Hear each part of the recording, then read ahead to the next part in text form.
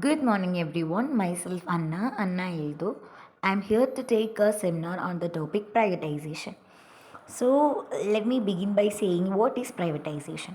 Privatization means permitting the private sector to set up industries which are previously reserved for the public sector. Already public സെക്ടറിന് reserved ആയിട്ടുള്ള industries അല്ലെങ്കിൽ ആ ഒരു മേഖലകളിൽ എന്ത് private സെക്ടറിന് industries setup ചെയ്യാനായിട്ടുള്ള ഒരു അനുവാദം നൽകുന്നതിനെയാണ് എന്ത് പറയുന്നത് പ്രൈവറ്റൈസേഷൻ എന്ന് പറയുന്നത്. Under this policy many PSUs were sold to private sector. ഈ ഒരു പോളിസിയുടെ കീഴിൽ ഒത്തിരി പബ്ലിക് സെക്ടർ അണ്ടർടേക്കിങ്സ് പ്രൈവറ്റ് സെക്ടറിന് വിൽക്കുകയുണ്ടായി. അതുകൊണ്ട് തന്നെ privatisation is a process of involving private sector in the ownership of PSUസിൽ പ്രൈവറ്റ് സെക്ടറിൻ്റെ ഓണർഷിപ്പ് കൂട്ടുക. അതായിരുന്നു actually privatisation. The main reason for privatisation was in the currency of PSUs are running in loss due to political interference രാഷ്ട്രീയപരമായ ഇടപെടലുകൾ കാരണം എന്ത് സംഭവിക്കുകയാണ്, currency loss, അതായത് ലാഭം ഉണ്ടാവാതിരിക്കുക എന്നൊരവസ്ഥ ഉണ്ടാവുകയാണ്. So production capacity under utilised ആയി പോവുകയും മാനേജേഴ്സിന് ഇൻഡിപെൻഡൻ്റ് ആയിട്ട് വർക്ക് ചെയ്യാൻ പറ്റാതിരിക്കുക അവസ്ഥ വരികയാണ്. അതുകൊണ്ട് തന്നെ കോമ്പറ്റീഷനും എഫിഷ്യൻസിയും കൂട്ടാൻ പ്രൈവറ്റൈസേഷൻ ആവശ്യമായി വരികയാണ്. സ്റ്റെപ്സ് ടേക്കൺ ഫോർ പ്രൈവറ്റൈസേഷന് വേണ്ടി എടുത്ത സ്റ്റെപ്പുകൾ എന്തെല്ലാമാണ്? ഒന്നാമത്തത് sale of shares of PSUs. Indian government started selling shares of PSUs to public and financial ഇൻസ്റ്റിറ്റ്യൂഷനും പബ്ലിക്കിനും എന്ത് ചെയ്തു? ഗവൺമെൻറ്, അതായത് Indian government public sector undertakings വിൽക്കാൻ തുടങ്ങി. അതുകൊണ്ട് തന്നെ PSUസിൻ്റെ ആ ഒരു ഓണർഷിപ്പ് റൈറ്റ് പ്രൈവറ്റ് സെക്ടർ എടുക്കുകയാണ്. The share of private sector has increased from 45% to 55%. 45% നിന്ന് 55% ഇത് ഉയരുകയാണ്. Second one is disinvestment in PSUs. The government has started the process of disinvestment those PSUs which had been running into losses. ഏത് public sector undertaking ആണോ ലോസിലേക്ക് പോകുന്നത് അവിടെ disinvestment എന്നൊരു policy കൊണ്ടുവരികയാണ്. Government അവരുടെ ദീസ് ഇൻഡസ്ട്രീസ് എന്ത് ചെയ്യും? പ്രൈവറ്റ് സെക്ടറിന് വിൽക്കും. ഓൾമോസ്റ്റ് 30,000 crore നിയർലി ആയിട്ടുള്ള പ്രൈവറ്റ് PSUs അവർ വിൽക്കുകയുണ്ടായി. Third one is minimisation of public sector. Previously public sector was given to importance with the help in industrialisation and removal of poverty. നേരത്തെ നിന്ന് public sector PSUs commonly industrialisation develop ചെയ്യാൻ and more over poverty removal ഇതിനൊക്കെയായിരുന്നു. So, but these PSUs could not able to achieve this objective and policy of contraction of PSUs was followed under new economic. അവിടെ നീക്കം ചെയ്യുകയാണ് displacement. So, what are the advantages of privatization? First one is state-owned enterprises generally are outdone by the private enterprises completely. So when they are compared the later, it shows better results in the terms of profits and efficiency and productivity. Therefore, privatization can provide necessary push to the underperforming PSUs. അതായത് നമുക്ക് ഇപ്പോൾ നിലനിൽക്കുന്ന competition ഇല്ലായ്മയെല്ലാം മാറുകയും full എഫിഷ്യൻസിയിൽ ഇത് work ചെയ്യാനും തുടങ്ങി. അതുകൊണ്ട് തന്നെ അതൊരു PSUസിന് മോട്ടിവേഷനായി വരികയാണ്. Privatisation bring about fundamental structural change providing momentum in competitive sectors. നമ്മൾ ഓൾറെഡി പറഞ്ഞത് തന്നെയാണ്. Privatisation leads to implementation of global best practices. Already നമ്മൾ എക്സിസ്റ്റ് ചെയ്യുന്നതല്ലാതെ ഉള്ള പ്രാക്ടീസസ് കൊണ്ടുവരികയും അതുകൊണ്ട് മനുഷ്യനിലുള്ള ബെസ്റ്റ് ഹ്യൂമൻ ടാലൻറ്റ് പുറത്ത് കൊണ്ടുവരികയും ചെയ്യുക. അതിലൂടെ ഒരു സസ്റ്റൈനബിൾ കോമ്പറ്റീറ്റീവ് അഡ്വാൻറ്റേജ് കൊണ്ടുവരിക. ഇതായിരുന്നു advantage. Then disadvantages, private sector mainly focuses more on profit maximisation. അതുകൊണ്ട് തന്നെ എന്താണ്, സോഷ്യൽ ഒബ്ജക്റ്റീവ്സിനോട് ലെസ്സായിട്ട് ലൈക്ക് അവരധികം ഇത് കാണിച്ചിരുന്നില്ല. അതുകൊണ്ട് തന്നെ എന്തെങ്കിലും in case of any emergency ഇവർക്ക് ഇടപെടാനായിട്ടോ അല്ലെങ്കിൽ ഒരു റെസ്പോൺസിബിൾ ആവാൻ സാധിച്ചിരുന്നില്ല. പിന്നെ there is lack of clearness in private sector, like ഒരു കംപ്ലീറ്റ് ഇൻഫർമേഷൻ ഇവർക്ക് ലഭിച്ചിരുന്നില്ല. കാരണം പ്രൈവറ്റ് സ്റ്റേക്ക് ഹോൾഡേഴ്സ് ആയിരുന്നു എല്ലാം. സോ ഒരു കംപ്ലീറ്റ് ഇൻഫർമേഷൻ അതിൻ്റെ ഫംഗ്ഷനെ കുറിച്ചൊന്നും ലഭിച്ചിരുന്നില്ല.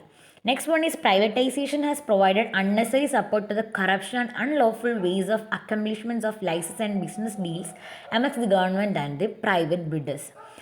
Lobbying and bribery are common issues corrupting the practical applicability of privatization. Actually നമ്മൾ പ്രൈവറ്റൈസേഷൻ എന്നോടുകൂടി കൈക്കൂലി മേടിക്കുക, അതുപോലെ തന്നെ അഴിമതിയെല്ലാം കൂടാൻ തുടങ്ങി. സോ ഇതെല്ലാം ഒരു ഭാഗത്ത് നിന്ന് ഏതൊരു പോളിസി ഇംപ്ലിമെൻറ്റ് ചെയ്താലും അതിന് അഡ്വാൻറ്റേജും ഡിസഡ്വാൻറ്റേജും ഉണ്ടാകുമെന്ന് പറഞ്ഞതുപോലെ തന്നെ പ്രൈവറ്റൈസേഷനും അതുണ്ടായിരുന്നു. But overall it was good. കാരണം അപ്പോൾ നിലനിന്ന സാഹചര്യത്തിൽ പ്രൈവറ്റൈസേഷൻ ഇംപ്ലിമെൻറ്റ് ചെയ്യുക എന്നത് അത്യാവശ്യമായിരുന്നു.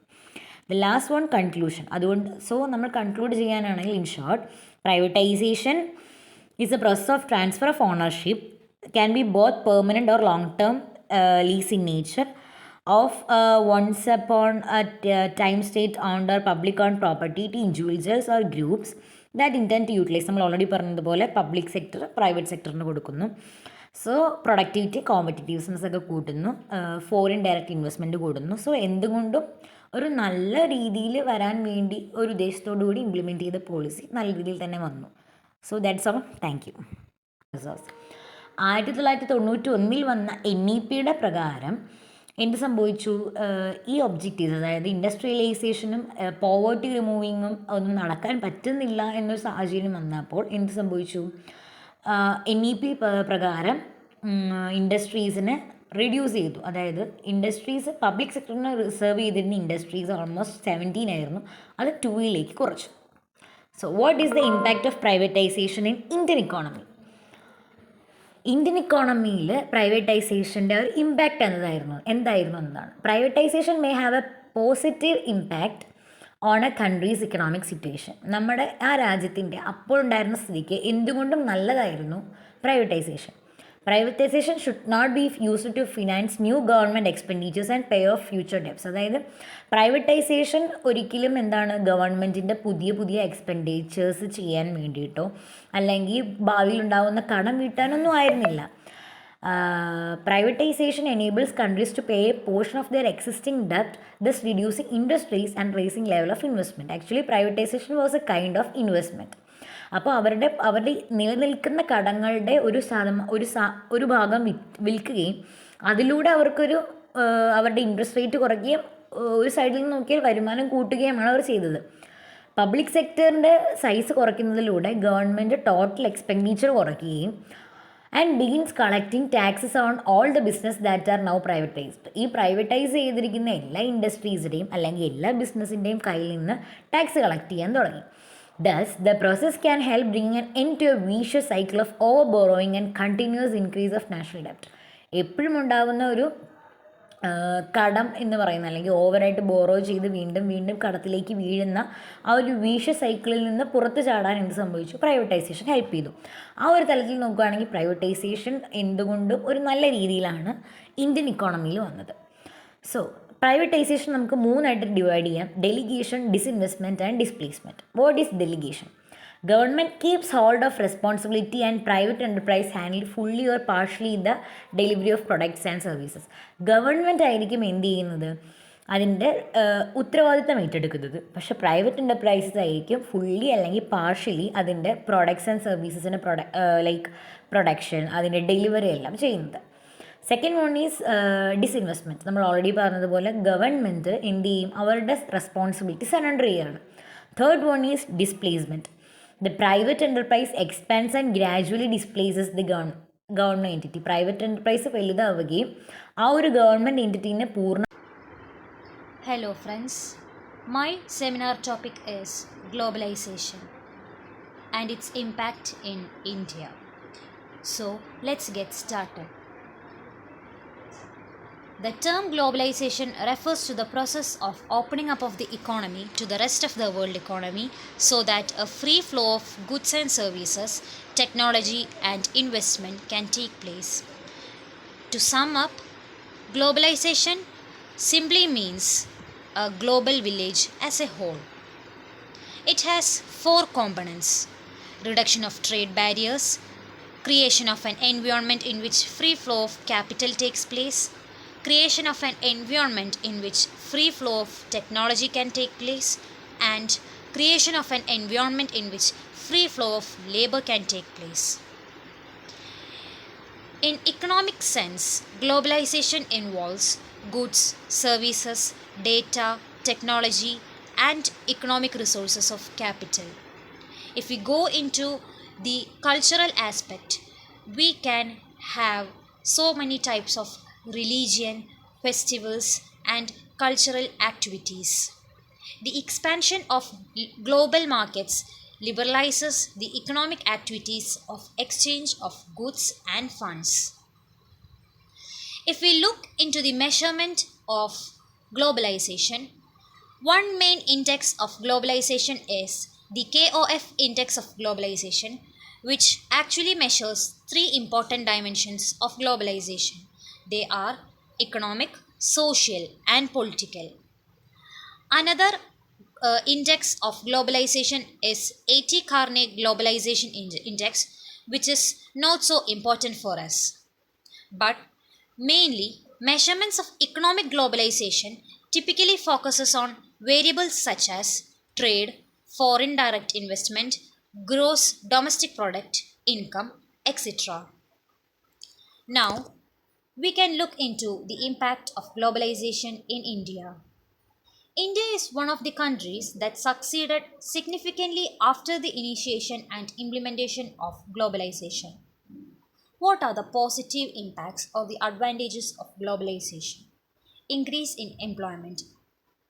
As globalization increased or as globalization initiated in India, there was a scope for so much of outsourcing, and this increased employment for the people in India.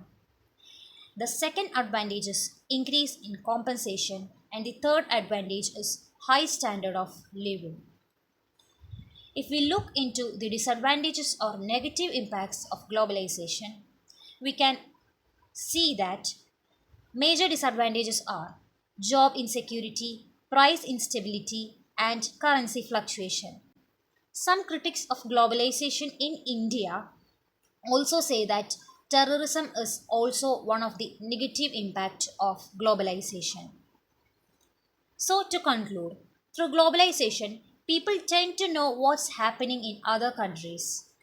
Our fundamental issue here is how to utilize the advantages of worldwide integration and minimize its disadvantages. So, it's evident that the positive outweighs the negative impacts, but it seems to affect dramatically the common life of man. That's it, my friends. Thank you.